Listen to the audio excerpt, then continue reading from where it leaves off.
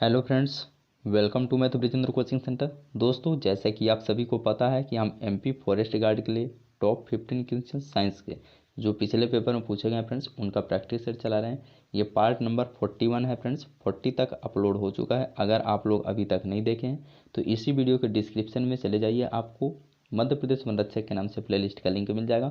वहाँ मैथ्स एवं साइंस दोनों का प्रैक्टिस सेट अवेलेबल है, वहाँ से आप देख सकते हैं। ओके, इसके पहले अगर आप इस चैनल पर नए हो तो चैनल को सब्सक्राइब जरूर कर लीजिए और बेल आइकन के ऑल नोटिफिकेशन पर जरूर प्रेस कर लीजिए, ताकि आगे आने वाले नए प्रैक्टिस सेट का नोटिफिकेशन आपको मिल सके। ओके डियर फ्रेंड्स, तो वीडियो को कर दीजिए ज़्यादा से ज़्यादा शेयर अपने फ्रेंड्स एंड स्टडी ग्रुप में, एंड वीडियो को कर दीजिए लाइक डियर फ्रेंड्स। हम क्वेश्चनों को करते हैं स्टार्ट। और हाँ, सभी क्वेश्चन इंपॉर्टेंट है फ्रेंड्स, सभी क्वेश्चनों को आप अपने नोटबुक में जरूर नोट डाउन करेंगे। ठीक है, तो चलिए देखते हैं पहला क्वेश्चन। देखिए फ्रेंड्स, पहला क्वेश्चन है कि वायुमंडल की ऊपरी परत द्वारा किस प्रकार के किरणों का अवशोषण किया जाता है? रेडियो तरंगे, अवरक्त, दृश्य, पराबैंगनी।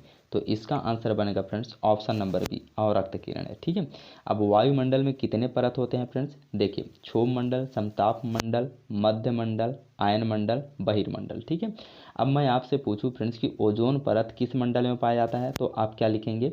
समताप मंडल में। किस मंडल में फ्रेंड्स? देखिए, मैं इसको डिनोट कर देता हूँ, क्षोभ मंडल। ठीक है, अब ये समताप मंडल, ठीक है, ये मध्य मंडल, ठीक है, ये आयन मंडल, ठीक है, और ये बहिर्मंडल। अगर आपसे नहीं आता है तो अपने कॉपी में आप इसी प्रकार नोट कर लीजिए। ठीक है, अब जो ओजोन परत होता है फ्रेंड्स, वो समताप मंडल में पाया जाता है यहाँ पास। ठीक है, और जो एरोप्लेन होता है फ्रेंड्स, वो कहाँ उड़ते हैं? समताप मंडल में ही उड़ते हैं। ठीक है, और जो उल्का पिंड होता है फ्रेंड्स, अंतरिक्ष से गिरता है उल्का पिंड, वो कहाँ पास नष्ट हो जाता है? मध्य मंडल में।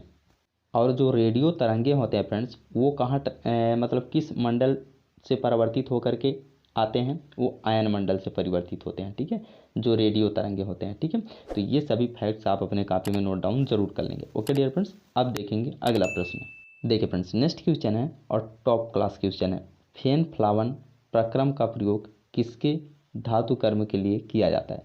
सल्फाइड अयस्क, ऑक्साइड अयस्क, सल्फेट अयस्क, क्लोराइड अयस्क। तो इसका आंसर कौन सा बनेगा? ऑप्शन नंबर फर्स्ट, सल्फाइड अयस्क। नेक्स्ट क्वेश्चन है फ्रेंड्स कि कौन सा एंजाइम प्रोटीन को पेप्टोन में बदलता है? Pepsin, trypsin, erepsin, enterokinase. तो इसका आंसर कौन सा बनेगा? Option number first, pepsin. ठीक है, जो प्रोटीन होता है फ्रेंड्स, वो अमीनो अम्ल से मिलकर के बना होता है। किससे फ्रेंड्स? कि अमीनो अम्ल से। ठीक है, तो प्रोटीन जो होता है वो कितने प्रकार के अमीनो अम्ल से मिलकर के बना होता है? 20 प्रकार के। कितने प्रकार के फ्रेंड्स? 20 प्रकार के। इसको भी आप जरूर याद रखेंगे। ठीक है, नेक्स्ट क्वेश्चन है फ्रेंड्स कि मनुष्य के शरीर में लौह की कमी का क्या परिणाम हो सकता है? मीन्स पूछा जा रहा है कि मानव शरीर में लोहे की कमी से कौन सा विकार होता है? अरक्तता, रतौंधी, रिकेट्स, स्कर्वी। तो इसका आंसर क्या बनेगा? Option number first, अरक्तता।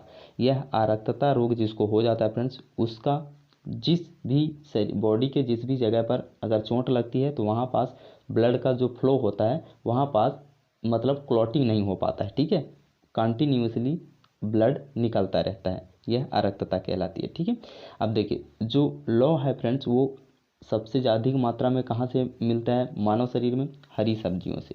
तो मनुष्य को हरी सब्जियां खानी चाहिए। ठीक है, देखिए, हरी सब्जी में सबसे ज़्यादा मात्रा में लोहा पाया जाता है। ठीक है, अब लोहा का सिंबल क्या होता है फ्रेंड्स? जिसको हम आयरन बोलते हैं, Fe होता है। ठीक है, इसका लैटिन नाम क्या होता है? फेरम होता है। ठीक है, और इसका परमाणु क्रमांक बोले तो एटॉमिक नंबर कितना होता है? आप कमेंट सेक्शन में जरूर लिखेंगे। ठीक है, इसके साथ ही मैं आपको बता दूं फ्रेंड्स कि जो एटॉमिक नंबर होता है, ठीक है, ध्यान से समझिए, एटॉमिक नंबर को ए से डिनोट किया जाता है। किससे? ए से।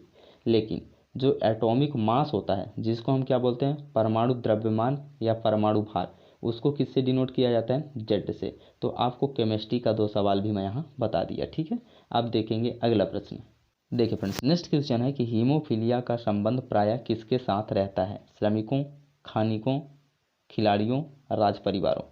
जो हीमोफीलिया होता है फ्रेंड्स, ये जेनेटिक डिसऑर्डर होता है। यह राज परिवारों से संबंधित होता है, एक पीढ़ी से दूसरी पीढ़ी में ट्रांसफ़र होने वाला रोग होता है। ठीक है, इसमें भी क्या होता है? इसमें भी चोट लगे हुए स्थान पर ब्लड का क्लॉटिंग नहीं होता है। ठीक है, तो इसको भी आप याद रखेंगे। ओके फ्रेंड्स, यह जेनेटिक डिसऑर्डर बोले तो जीन के द्वारा एक पीढ़ी से दूसरी पीढ़ी में स्थानांतरित होता है। ठीक है, अब देखेंगे अगला प्रश्न।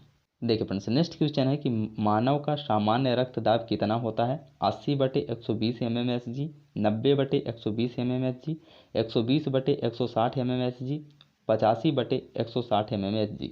बहुत इंपॉर्टेंट क्वेश्चन फ्रेंड्स, ये कई बार एग्जाम्स में पूछा जा चुका है। इसका आंसर होगा ऑप्शन नंबर फर्स्ट 80/120 mmHg। ये सिस्टोलिक एंड डायस्टोलिक प्रेशर होता है फ्रेंड्स। क्या? Systolic and diastolic pressure. ठीक है। नेक्स्ट क्वेश्चन है फ्रेंड्स कि प्रकाश संश्लेषण क्रिया में कौन सा वर्णक पिगमेंट का कार्य करता है? एंथोसाइन, फ्यूकोजेंथिल, कैरोटीनाइड, क्लोरोफिल। तो इसका आंसर तो आप सभी लोग बता दिए होंगे, क्लोरोफिल। लेकिन मेरा क्वेश्चन आपसे यह है फ्रेंड्स कि इसका सूत्र आपको लिखना है कमेंट सेक्शन में। ठीक है। क्लोरोफिल का फार्मूला क्या होता है आपको कमेंट सेक्शन में लिखना है। जो प्रकाश संश्लेषण होता है फ्रेंड्स वो ऑक्सीजन एंड वाटर और सौर प्रकाश की उपस्थिति में प्रकाश संश्लेषण जो होता है सौर ऊर्जा को रासायनिक ऊर्जा में कन्वर्ट करता है। ठीक है। और जो इसका अंतिम उत्पाद होता है फ्रेंड्स, प्रकाश संश्लेषण का अंतिम उत्पाद, बहुत इंपॉर्टेंट क्वेश्चन है फ्रेंड्स, ये कई बार पूछा जा चुका है। ठीक है। जो अंतिम उत्पाद इसका होता है तो क्या होता है? कार्बोहाइड्रेट होता है। क्या होता है फ्रेंड्स? कार्बोहाइड्रेट। आपको इसी प्रकार से याद रखना है। ठीक है। ये कई बार पूछा गया है फ्रेंड्स, कार्बोहाइड्रेट। ठीक है। प्रकाश संश्लेषण का अंतिम उत्पाद क्या होता है? कार्बोहाइड्रेट। ओके डियर फ्रेंड्स, अब देखेंगे अगला प्रश्न। नेक्स्ट क्वेश्चन है फ्रेंड्स कि भूकंप की तीव्रता मापने के पैमाने को क्या कहा जाता है? वर्नियर पैमाना, रिक्टर पैमाना, बोफोर्ट पैमाना, विकर्ण पैमाना। तो इसका आंसर क्या बनेगा? ऑप्शन नंबर सेकंड, रिक्टर पैमाना। अब रिक्टर पैमाने में किस संख्या से लेके किस संख्या तक अंकित मान होता है आपको कमेंट सेक्शन में जरूर लिखना है। ठीक है। नेक्स्ट क्वेश्चन है फ्रेंड्स कि हाइड्रोजन बम का आविष्कार किसने किया? Robert Oppenheimer, Albert Einstein, Samuel Cohen, Edward Teller. तो इसका आंसर क्या बनेगा? Option number D, Edward Teller. और जो हाइड्रोजन बम होता है फ्रेंड्स वो नाभिकीय संलयन पर आधारित होता है। किस पर आधारित होता है? नाभिकीय संलयन पर आधारित होता है। ठीक है। इसके जस्ट अपोजिट फ्रेंड्स जो आपका परमाणु बम होता है। ठीक है। जो परमाणु बम होता है फ्रेंड्स वो आपका नाभिकीय विखंडन पर आधारित होता है। परमाणु बम नाभिकीय विखंडन पर आधारित होता है। बहुत अच्छे से आप इसको याद रखेंगे, दोनों में कंफ्यूज नहीं होना है। ठीक है। और परमाणु बम का आविष्कार किसने किया आपको कमेंट सेक्शन में इसका आंसर लिखना है। ठीक है। हाइड्रोजन बम का मैंने बता दिया किसने किया, एडवर्ड टेलर ने किया। ठीक है। और ये नाभिकीय संलयन पर आधारित होता है। इसके जस्ट अपोजिट जो परमाणु बम होता है फ्रेंड्स वे नाभिकीय विखंडन पर आधारित होता है। लेकिन इसका खोज किसने किया आपको कमेंट सेक्शन में लिखना है। ओके। इसके साथ ही आप देख सकते हैं फ्रेंड्स कि हाइड्रोजन बम का आविष्कार एडवर्ड टेलर ने किया था। एक थर्मोन्यूक्लियर हथियार, संलयन हथियार है। जैसे मैं आपको बताया कि परमाणु यह नाभिकीय संलयन पर आधारित है हाइड्रोजन बम। ठीक है। यह हाइड्रोजन बम दूसरी पीढ़ी का परमाणु हथियार डिजाइन है। ओके। नेक्स्ट क्वेश्चन है फ्रेंड्स कि एथिल अल्कोहल का आइसोमर है, मीन्स आपसे पूछा जा रहा है फ्रेंड्स कि एथिल अल्कोहल किससे बनाया जाता है? Dimethyl ether, acetone, diethyl ether, methyl ethyl ether. बहुत इंपॉर्टेंट क्वेश्चन है फ्रेंड्स, इसका आंसर बनेगा option number first, dimethyl ether. और जो एथिल अल्कोहल होता है फ्रेंड्स इसका फार्मूला क्या होता है? C2H5OH। ठीक है। इसको बहुत अच्छे से याद रखेंगे आप। कभी कभी आपसे पूछा जाता है कि एथिल अल्कोहल में कितने हाइड्रोजन के परमाणु होते हैं, कितने ऑक्सीजन के परमाणु होते हैं, कितने कार्बन के परमाणु होते हैं। इस प्रकार से आपसे क्वेश्चन पूछा जाता है। ठीक है। तो कार्बन का पूछेगा तो 2 होता है, हाइड्रोजन का पूछेगा भी तो 2 होता है। 2 कहाँ आपका, ये 5 1 6 होता है फ्रेंड्स, क्योंकि यहाँ H5 है ना, तो हाइड्रोजन का 6 हो जाएगा। ठीक है। कार्बन का 2 परमाणु हो जाएगा, ऑक्सीजन का कितने परमाणु हो जाएगा? 1 परमाणु। इस प्रकार से आपको आंसर बताना है। ओके। नेक्स्ट क्वेश्चन है फ्रेंड्स कि शिशु का लिंग किसके गुणसूत्र योगदान पर निर्भर करता है? पिता, माता, माता पिता दोनों, दादी। तो आप माता पिता दोनों मत लगा दीजिए फ्रेंड्स, ने गलत हो जाएगा। आपका आंसर होगा ऑप्शन नंबर फर्स्ट, पिता। ठीक है। देखिए जो मेल होता है फ्रेंड्स और फीमेल बोले तो फादर एंड मदर। ठीक है। इन सभी में कितने कितने गुणसूत्र पाए जाते हैं? 46, 46। ठीक है। पेयर यानी जोड़े में बात करें तो कितने? 23 जोड़े। ठीक है। यस। तो जो ये 22 जोड़े होते हैं फ्रेंड्स ये मेल एंड फीमेल दोनों के। ठीक है। मेल एंड फीमेल दोनों के जो 22 जोड़े होते हैं वो ऑटोसोम होते हैं। ठीक है। क्या होते हैं? ऑटोसोम। ओके। अब इसके आगे जो 23वां जोड़ा होता है फ्रेंड्स वो पुरुष में क्या पाया जाता है? XY पाया जाता है, जबकि महिला में क्या पाया जाता है? XX पाया जाता है। इसी को क्या बोलते हैं? एलोसोम बोलते हैं। गुणसूत्र के 22 जोड़ों को ऑटोसोम बोला जाता है, लेकिन जो 23वां जोड़ा होता है उसे एलोसोम बोला जाता है।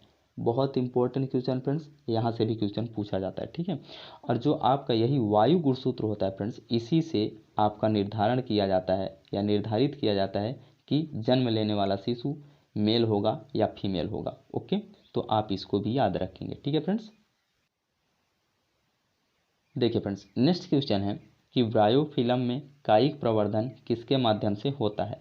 तना, पत्ती, मूल, पुष्प। तो इसका आंसर क्या बनेगा?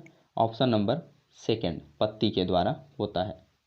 नेक्स्ट क्वेश्चन है फ्रेंड्स कि मानव के तापमान का नियंत्रण कौन सी ग्रंथि करती है? अधिवृक्क ग्रंथि, हाइपोथैलेमस ग्रंथि, पीयूष ग्रंथि, आउटू ग्रंथि। तो इसका आंसर क्या होगा? ऑप्शन नंबर सेकेंड, हाइपोथैलेमस, ठीक है। तापमान, ठंडा, गर्म, भूख, प्यास सभी का संकेत कौन करता है? हाइपोथैलेमस करता है, ठीक है। यह मस्तिष्क में ये ग्रंथि पाई जाती है, ठीक है फ्रेंड्स। मस्तिष्क के कितने पार्ट होते हैं? मस्तिष्क के 3 भाग होते हैं, ठीक है।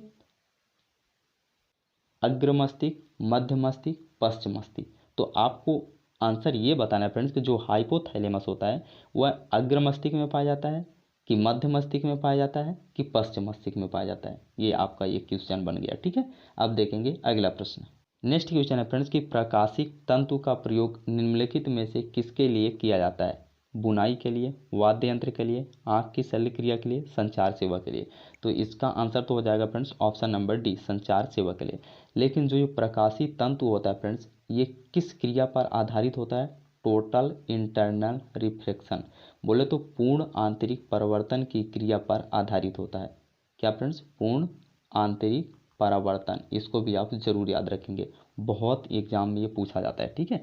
आई होप, मैं उम्मीद करूंगा फ्रेंड्स कि सभी क्वेश्चन आपको समझ में आ गए होंगे। अगर नहीं बने होंगे तो आप नोट डाउन कर लिए होंगे, ठीक है। आप रिवीजन करेंगे 2 से 4 बार फ्रेंड्स, आपको याद हो जाएंगे। ओके, वीडियो पसंद आया होगा तो प्लीज़ वीडियो को एक लाइक ज़रूर कर दीजिए डियर फ्रेंड्स, और शेयर ज़्यादा से ज़्यादा कर दीजिए, ठीक है।